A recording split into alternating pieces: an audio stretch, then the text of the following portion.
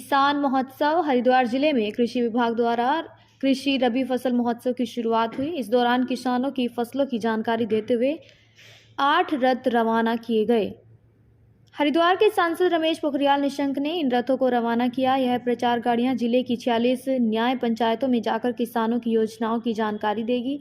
सरकार की उपलब्धियां बताते हुए निशंक ने कहा कि हरिद्वार जिले में 1,46,000 किसानों ने खातों में लगातार किसान सम्मान निधि की राशि पहुंच रही है, जिससे किसान सशक्त बन रहे हैं। हमें किसानों के लिए काम करके कृषि के क्षेत्र में जिले को नंबर 1 बनाना है। कृषि को लेकर जो था किसानों की महत्वता बताइए। जो हमारी केंद्र सरकार से, राज्य सरकार से, जो हमारी सरकार से योजनाएं आ रही है, उनके विषय में विस्तार से बात हुई।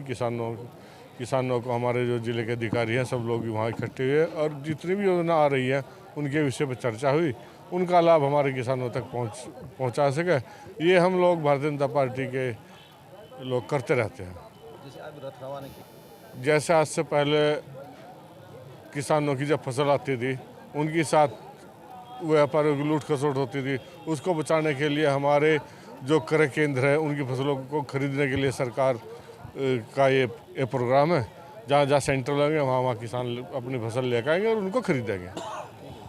किसान कृषि रबी महोत्सव आज शुरू हुआ है और आज 8 विकास रथों को हरी झंडी दी गई है और वो इस जिले के 46 न्याय पंचायतों में जाएंगे, जहां केंद्र पोषित योजनाएं, राज्य पोषित योजनाएं, इन सब के बारे में लोगों को बताएंगे।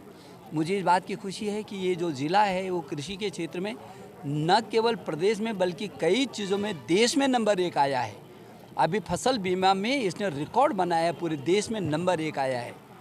मुझे इस बात की भी खुशी है कि 1,42,405 किसानों को किसान सम्मान निधि के तहत 293 करोड़ रुपए सीधे उनके खातों में गया। 293 करोड़, आप समझ सकते हैं।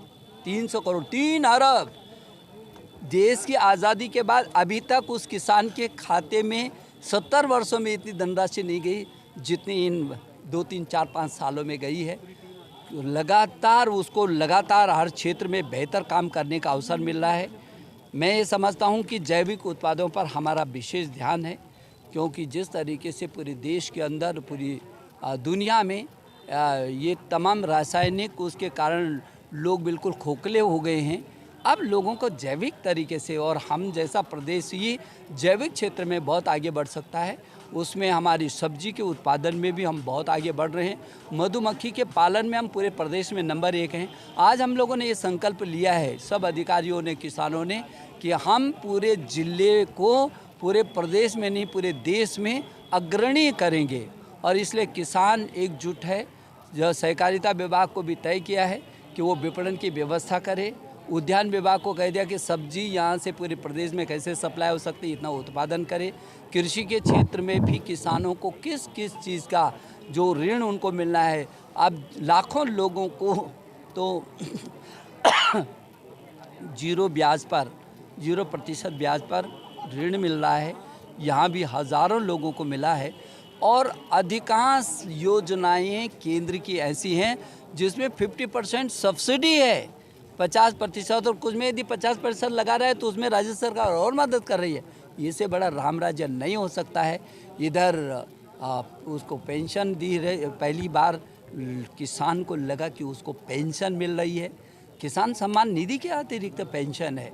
तो मुझे लगता है कि जिस तरीके से आज किसानों में उत्साह देखने को मिला, मुझे आज हज़ारों यहाँ बहादुराबाद में इस पूरे जनपद के हज़ारों किसान एकत्रित होकर के और इस अभियान को आगे बढ़ रहे हैं और कितनी खुशी है उनमें।